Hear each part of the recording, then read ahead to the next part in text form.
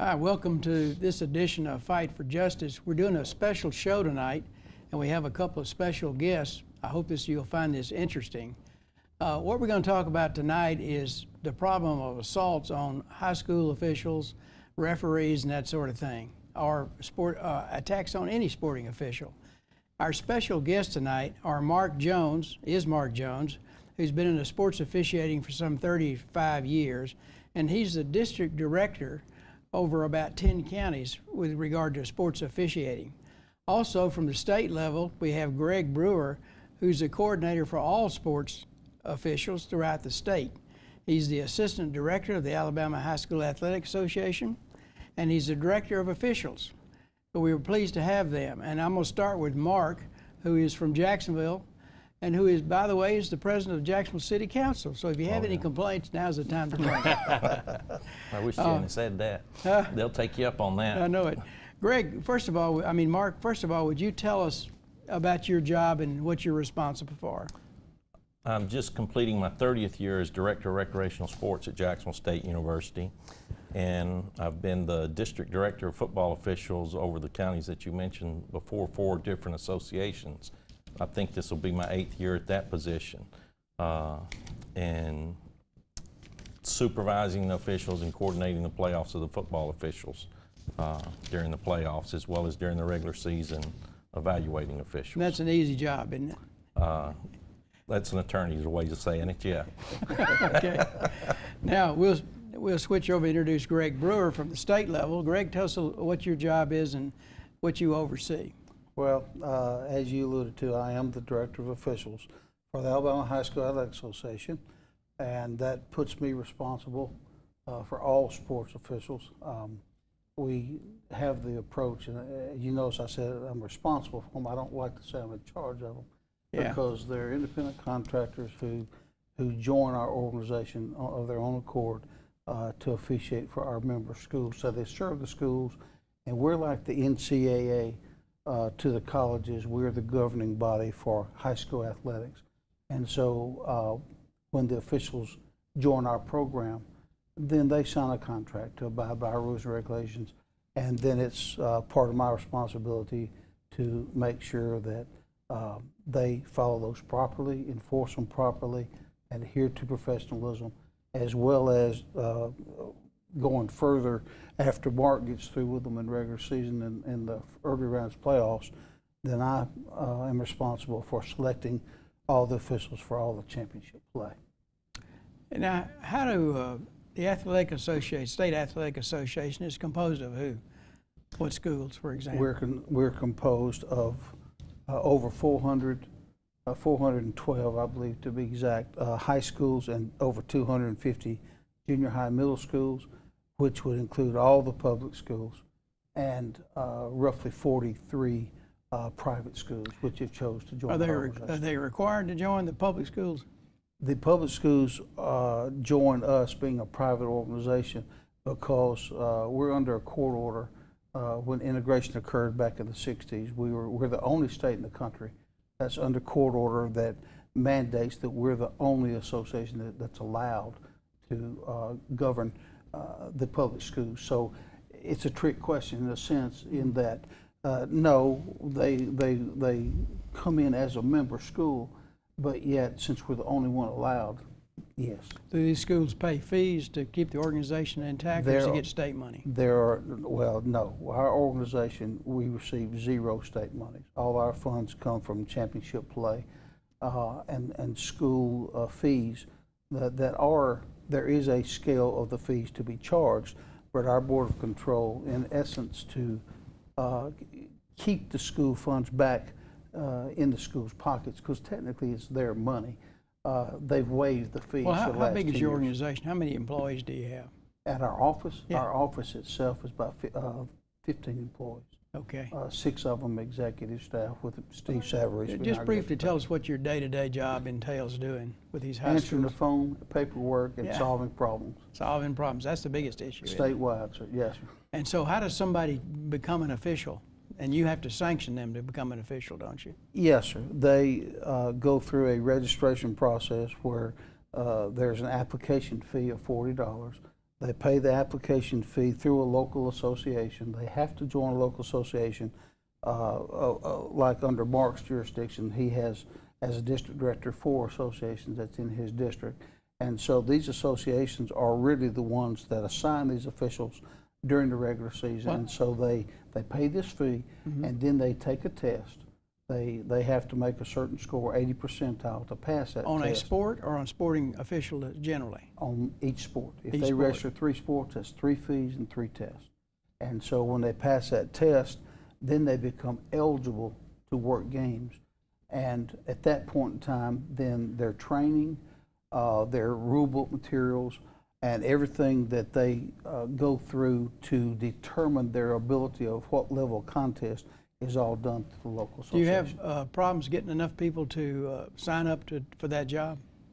Let me answer you this way, Art. We keep a constant number of officials, and I'll give you an example. We have right at 2,000 basketball officials, but because of availability and because of attrition, if we lose 100, we gain 100. Our numbers stay steady, but because of the number of contests we have statewide, we're always looking for officials. We need officials, and obviously we like to have ones that are competent and good. Qualified. Qualified, yeah. And Mark, in your area, what counties are you over? How many, roughly? Roughly 11 counties, Calhoun, Etowah, and Talladega being some of the largest counties, and then a lot of the surrounding counties. Now, There's 4 associations, 1 in Gadsden, 2 in Calhoun County, and 1 in Sylacauga. now, how do you take care of officials? They have to be sanctioned by the state, and then they, under your supervision after that? Well, they're under their local association, and I assist them. And the state of Alabama does a great job of training officials. We have state camps, district camps, and we train the officials. Okay. What if you have a disciplinary problem with an official? Are you the one that takes care of that problem? Does it go to the state? That goes through the local association and then to the state. Okay, so, and you Well, got let me interject. Okay. Mark is in the loop. He's kept informed because sometimes we need information gathered that we don't receive from the local association, and he helps us obtain that to make a true assessment of the situation. Okay. Real briefly, we got about 10 seconds. How much turnover do you have in a year on sports officials? How many leave, how many come in? I can't give you a set answer, but I'd say 10% for percentage-wise. About 10%, Yes. 10%, That's a good something like that. percentage. You All agree? right, in the second half, we'll begin to take up the assault question. We'll see you in a couple of minutes.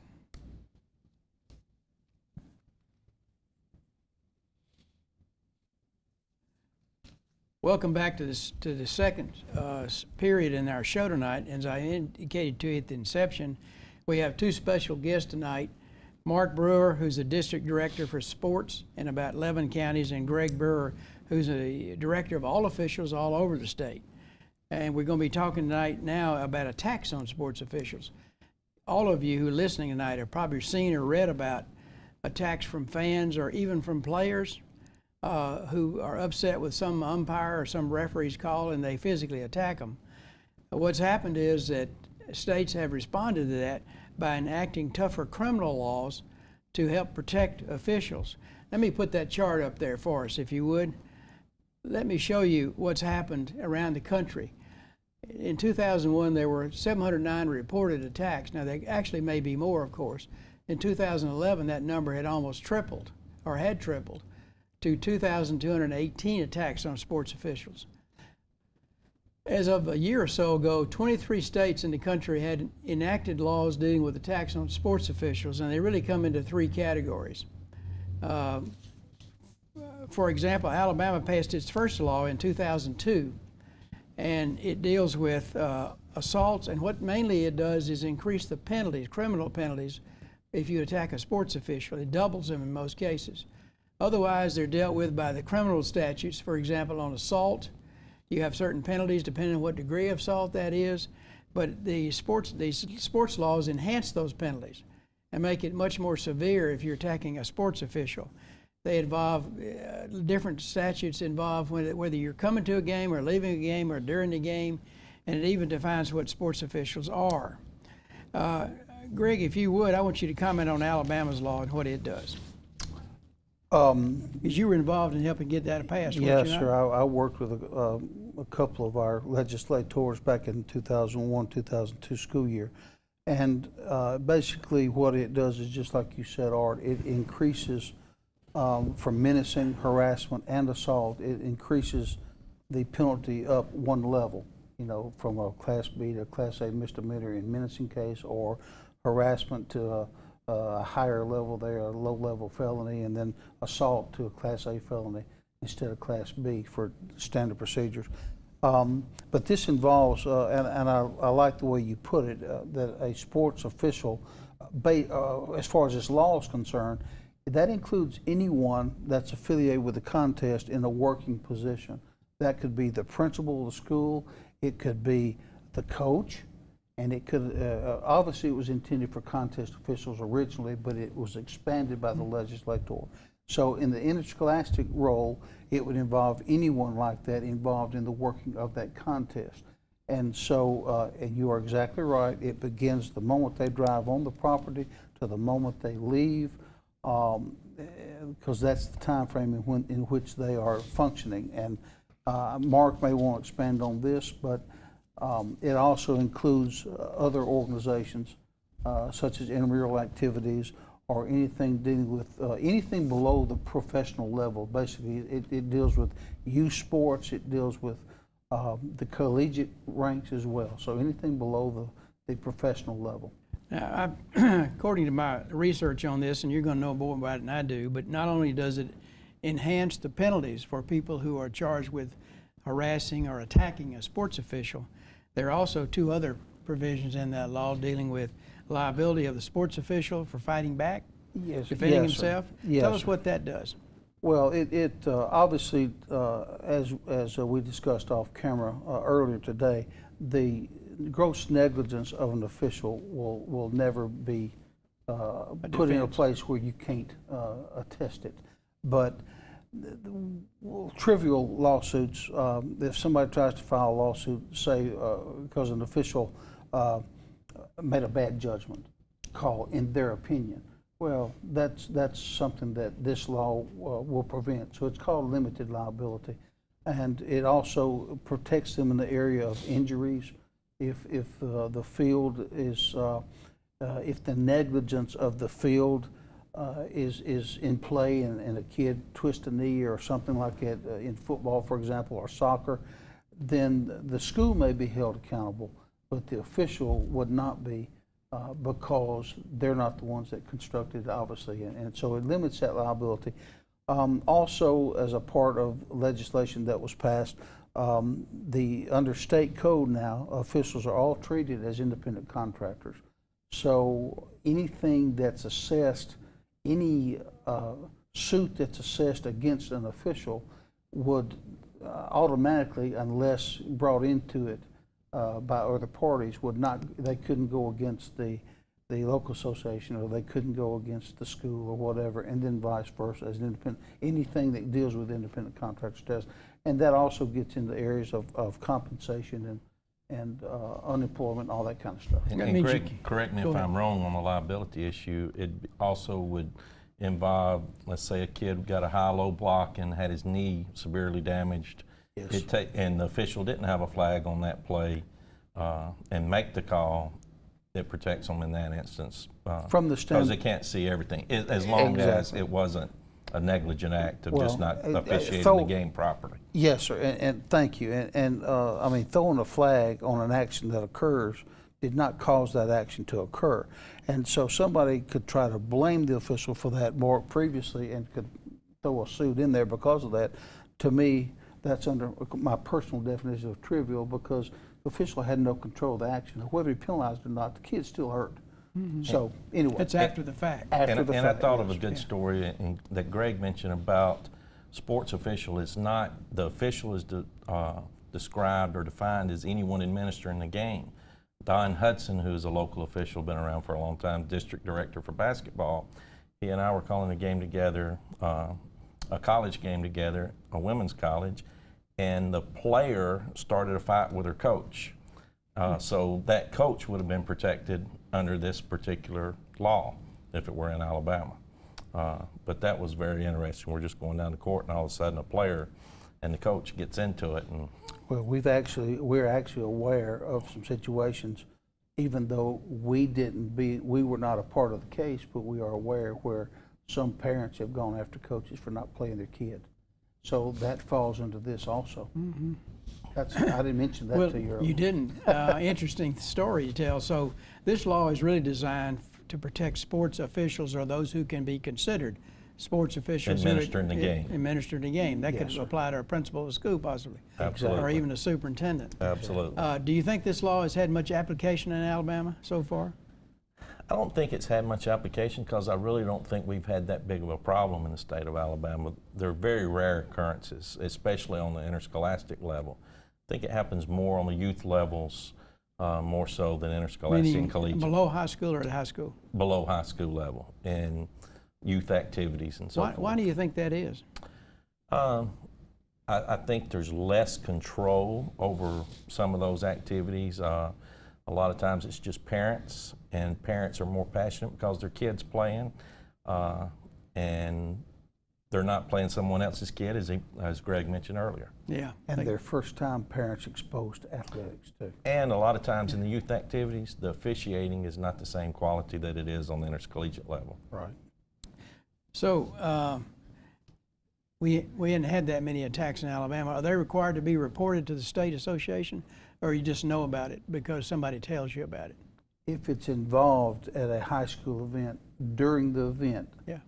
then it is reported to us, and we get involved with it at that point in time. If it's something that occurs before or after the event, such as in the parking lot, well, that's a local school issue, and they deal with that. Yes. All right. We'll come back for our third segment in a couple of minutes.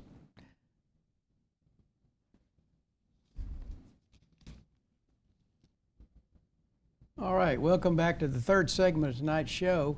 As I said earlier, we have two special guests, Mark Jones from Jacksonville, who is over about 10 counties of sporting officials at the high school level and below, and Greg Brewer from the State Association, who's director of officials all over the state.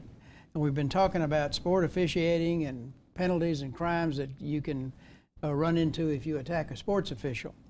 I don't know about you, but I played a few high school sports when I was younger, and I was one of those that made it possible for there to be a top 10.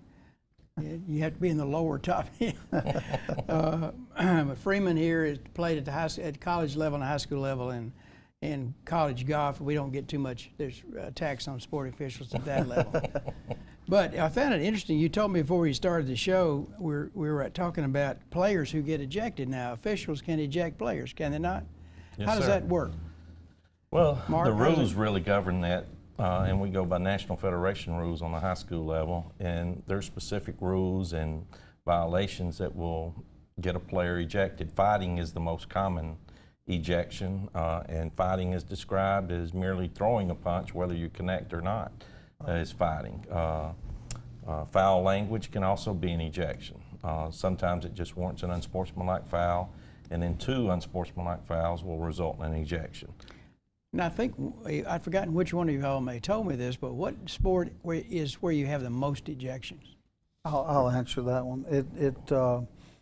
Currently, over the last couple of years, soccer has been the sport that has the most ejections, baseball being second. Why do you think that is with soccer? Because, I thought it would have been football. well, to be quite frank with you, a lot of times soccer, remember we talked about the NCAA and the NBA, Right. all those being entertainment and business organizations, and we're education-based athletics. Soccer is one of our most recent add-on sports, even though it's been in 12 years. And the people who get involved in soccer are still accustomed to outside organizations and their rules and regulations, which are less restrictive than ours. Our soccer officials and our soccer coaches come into our program with the other mentality rather than the education-based mentality. Therefore, conduct is not viewed as important in those outside organizations as it is in ours. Therefore, naturally, then we become the bad guy, so to speak, to try to enforce sportsmanship issues and that causes, it's a learning curve for them as well as it is for the players. In baseball, I think one of the reasons it's high is because there is no first unsportsmanlike. You're ejected. There's no underlying penalty like a warning. You're just automatically ejected if you do something that's out of line or unsportsmanlike. Whereas in football and basketball, you get one technical and then the second one you're usually gone. But baseball, you get out of line and you're tossed right off the bat. And if I may, let me add one more comment about soccer. Soccer is more of a contact sport than people realize. And you get out there without pads on, like in football, and it tends to irritate you a little bit more. So I honestly feel like that is a... Aren't you glad we don't have ice hockey down here? You got to find the ice first. Yeah. Yes, we were talking about the sports laws. They are designed basically to protect people from assaults that occur during a sporting event to sometime right after it's over with. Freeman, you had a question about that area of the law and what they think it ought to be? I did. I was just curious. It doesn't sound like the law covers an official, for instance, if they make a call that a parent or a player even doesn't agree with, and then they run into that official days later, out to eat or in a retail store or what have you, and they attack the official then. It doesn't sound like it covers them, the official there, and heightens the penalties. Is that something you would like to see? Absolutely, and I think you could find some attorneys to argue that it was still part of, and that was the reason for the fight, and it similar to a hate crime that you could argue the fact that the law does address it, but even if it doesn't, I think the fact that it's not something that happened spontaneous, they were seeking you out. I'm not sure. There may be specific laws that make that more. Well, both of you gentlemen have done sporting officials. I know you still do, and Greg, you did back years ago. Have you ever had a situation where you were concerned about your own safety at some game? Let me answer that before Mark tells you his. I was 15 years old. My first year to call umpire baseball. And this nice lady that weighed about 400 pounds didn't like the fact that I called her 8-year-old out on third base. And she chased me with a 32-ounce bat to the concession stand. And I locked myself in the closet until the director of the park came and got me 30 minutes later. So, yes, sir, I've been there, done that. Ooh, how about you? I've been in basketball gyms where you've had an overtime game and playoffs to where you've been in the locker room and people banging on the doors and you wait about an hour before you come out. But my most hazardous occurrence was in a football game where we were in a dressing room right adjoining the visiting team who lost the game. And we had several ejections in the game, and we had to wait in the concession stand before that team left. And we went back to the dressing room, and they'd broke down the door and everything else. Well, go ahead. I have one more comment. Sure. Excuse me for interrupting you. To me, this is a very important comment, Art, because that reason right there is the most recognized reason as to why we lose officials and why we have a hard time recruiting officials. Some people don't like to pay. Some people get in it for the money, and because they don't make a ton of money, then they like to gripe and bellyache. But even those people still officiate with all that in mind. Those who have a true fear for their safety, though, they say it's not worth it, and they either leave or, and I'll use Coach Savarese and his son. His son is an attorney in Mobile, and Coach Savarese has tried to get his son for the last 5 years, every year, Stephen, are you going to come register and be an official and help Greg and them out? And his answer is, why should I subject myself to that kind of scrutiny? Well, so that's an issue, sir. Well, that brings up this question, too. Aren't schools required to have security at all games or not? Yes, sir, they are, but it's like we talked about earlier. A piece of paper or a law that says I can't touch you doesn't mean, that's not, if I want to get you, I'm going to get you. And true, we feel like it's a deterrent, or we never would have pursued it in the first place. What kind of security is required? Okay, obviously there's not enough police officers in the state to cover every game, so what they have to do is either have a uniform officer or have a school staff person. The big hefty football coach would be nice, that will escort the officials the moment that they're required. The moment that the officials arrive, We ask them to provide a secure parking place. We ask them to escort them to a private dressing area, which sometimes it's the coach's office, sometimes it's a locker room somewhere else. By the way, if it is the coach's office, we tell the school people that for that, while those officials in there, it's not the coach's office now, it's the official's dressing room. Don't you dare come in and interfere with them until they, and then after that, then of course, escort them back out. All right, let's put up that third slide, if you would. This is a quote from the Marquette Sports Law Journal that was done a few years ago, and I want to read this to you. All states need to enact legislation in order to increase the punishment for assaulting officials. Sports officials play an important role in society. They do a thankless job for minimal compensation. Many officials participate out of sheer love of the game and to teach children who play the game the valuable lessons that can be learned through participating. These lessons include sportsmanship, working as a team, working within the rules, and as a common goal. Many of the officials are getting out of the work because they fear for their safety in a losing battle. Do you agree with that? Wholeheartedly. Okay, so these laws will help that, I hope. Yes, sir. We definitely, like I said, it's a great deterrent, and anything that anybody can do to help us protect our officials. You know, without officials, we don't have games. Mark Jones from Jacksonville, Greg Brewer from Montgomery, thank you so much, and you're definitely invited to come back so we can expand this discussion. Thank you for having us.